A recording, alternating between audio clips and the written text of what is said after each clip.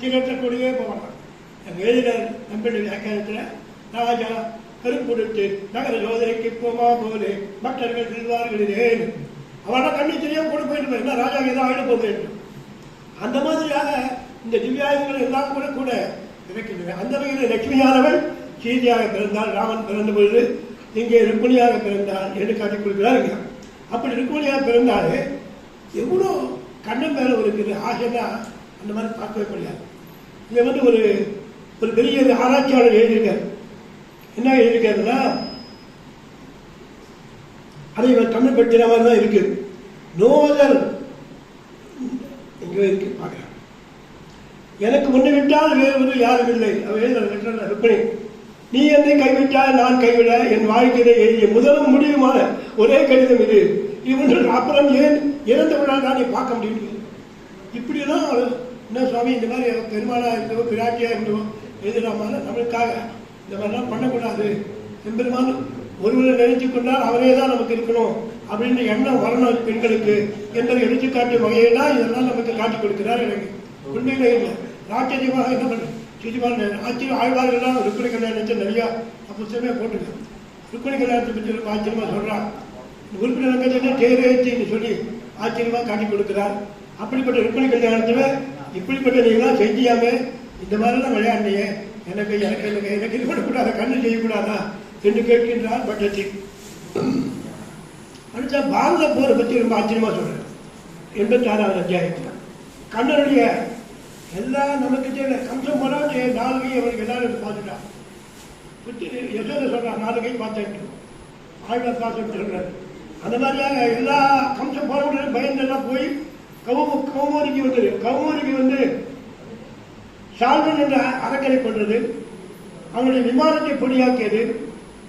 இப்படியாக சுதர்சனை காப்பதை தழுவ வெட்டியது. இந்த தண்டபக்கரனை கொண்டது. அதாவது ஜெய விஜயா 3 அவதாரத்தில் சாபம் அவர் கொடுத்தான். முதல்ல அவன் வந்து இளைஞன் இளைஞாக்கியன், ராவணன் கும்பகர்ணன், சிசுபாலன் தண்டவந்தன். இது எழுதிக்கப்பட்டது. இந்த 3 விதமான சாபம் 3 விதமான அவதாரங்கள்ல 3 விதமாக எடுத்து ஓய்ந்து விட்டது. தந்தபத்தனோட இந்த 3 சைடு அவன் வேற வாயு காப்பாளாக சென்றார்கள். அப்படி வாயு காப்பாளாக ஜெயவிஜயா போயிட்டா. இது 3 அவதாரங்களையும் 3 விதமான அவதாரங்கள் எடுத்து செய்தார்கள் என்று காட்டுகின்றார்.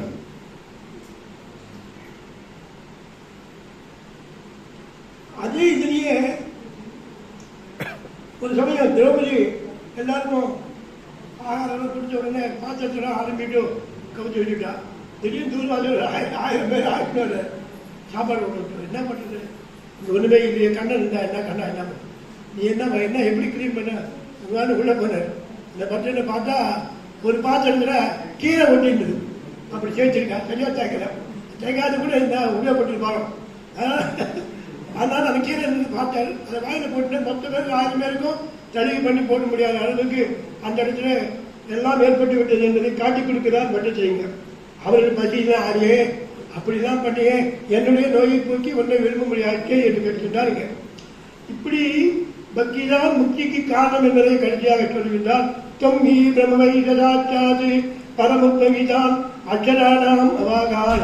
குருவாயிரப்பா உன்னை என்னப்பா என்னப்பா இப்படி சொல்லி நான் அழைக்கிறது, நீ எங்க நிறைந்த பிரம்மன் அல்லவா, பிரபஞ்சத்துக்கெல்லாம் இருப்பவன் அல்லவா, இந்த உலகத்தை படித்த பெருமை என்ன, அச்சரங்களிலே முதலீட்டாக இருக்கின்றார் ஆ என்ற எழுத்து, மந்திரங்களிலே பிரணமாய் இருக்கின்றார், ராஜாக்கள் வரிசைகளே சுயம்பு முருவாய் இருக்கின்றார், ரிஷிகளிலே நாரதன், மிருகு இவர் 2 பேரும் சொல்லலாம், அசுரர்களிட பிரகலாதன், பசுக்களிலே காமவேணும், பட்சிகளிலே கர்ணனாய் இருக்கின்றார், இப்படி நதிகளில் கங்கையாக இருக்கின்றார்.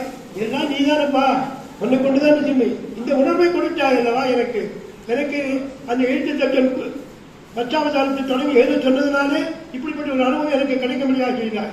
அப்படிப்பட்ட உன்னை 3 பாதையிலே சென்று ஞான யோகம், பக்தி யோகம், கர்மயோகம் என்று சொல்கின்றார்களே. முதல்ல கர்மயோகம், ஞான யோகம், அப்புறம் பக்தி யோகம். இப்படியாக உலகத்தை பெற்றும்போது இல்லைன்னா சித்தியை சித்தாது. நம்முடைய பிரதேசத்திற்காக இல்லாமல் வேறு பெயரை கருதாமல் எம்பெருமானையே பயிராக கருதி எழுகின்ற கர்மயோகம் என்ன, அதனால் பெறுகின்ற ஞான யோகம் என்ன, அந்த ஞான யோகத்தில் ஆத்மா அனுபவம் இருக்கும். அதை நம்ம கூடாது. ஆத்மா நட்ட விட்டு எங்க சுவாமி சொல்றார், ஆத்ம ஞான ஞான யோகம் தெரிஞ்சுட்டாங்க. ஆஹா நல்லா இருக்கு, இந்த ஆத்மா இப்படி இருக்குன்னு நினைச்சிட்டு மூழ்கிட்டான்னா இவனுக்கு கைவிடம் தான். அதையும் மீறி போனோம் பக்தி யோகம். ஆக கர்மஞானம் பரபக்தி பரஞானம் பரமபக்தி வரணும் என்று காட்டிக் கொடுக்கிறார்கள். அப்படிப்பட்ட உலகப்பற்று உள்ள போது இந்த யோகம் எல்லாம் சித்தியார். ஆகையாலே சர்வசங்க பரித்தியாகம் செய்ய வேண்டும். அப்பதான் எம்பெருமானை நாம் அறிய முடியும் என்பதை காட்டிக் கொடுக்கின்ற ஒரு நெறியில இந்த நாராயணியம் என்ற கிரந்தமானது அச்சகன் சொல்லி போறான். நான் இதை பார்த்தே சொல்லணும்னு ஆசை. ஆனால் உள்ளளவுக்கு என்ன சொல்றதுன்னு தெரியல. இது சிவன் சார் ஒவ்வொரு அத்தியாயமா பாடலை வச்சா இதே பேட்ச் வரணும் டெய்லி அந்த சொல்றேன். அப்படி கொள்ளமானா எந்த வேண்டாம். இதை உண்மையே நான் சொல்றேன். ஏன்னா பரசத்த நன்னியை கூட சொல்லியிருக்கேன். பரசத்த நன்னியை 96வது அத்தியாயத்தில் உக்கராசுரனை பற்றி கொள்ளும்போது அவன் சிவனிடம் பக்தி செய்து அதனால கரெக்டாக நினைச்சிருக்கான். அந்த சிவனை அறியை கேட்டு அவரை கொண்டான் என்று காட்டிக் கொடுப்பதனாலே பரசத்தண்டனை செய்யப்படுவதை காட்டிக் கொடுக்கிறார்கள். இப்படிப்பட்ட மகத்தான கிரந்தத்தை இந்த தமிழ்நாட்டில் இன்னைக்கு அங்க அர்ச்சனாபுரத்தில் பாராயணம் நாத்திகம் குருவாயூர் பாராயணம் நடந்துட்டு இன்னைக்கு சாயங்காலம் நடந்துருக்காங்க. அதாவது இந்த தமிழ் இங்கேயும் குருவாயூர் போது நடக்கும் இல்லையா? இங்க நகரூர்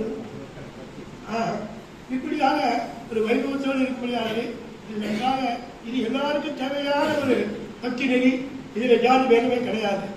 அந்தந்த மொழியில் இருப்பதை தமிழ் மொழியை கொண்டு வந்த ஒரு பெரிய மகத்தான காரியம். இதை எல்லோரும் அனுபவிக்க வேண்டும் என்று சொல்லி இப்படிப்பட்ட ஒரு வாய்ப்பை கொடுத்ததற்கு நான் என்ன செய்வது என்று சொல்லி தலையெல்லாம் கைமாறுகிறேன் என்று சொல்ல வேண்டியதுதான் எம்பெருமான் சங்கல்பம்.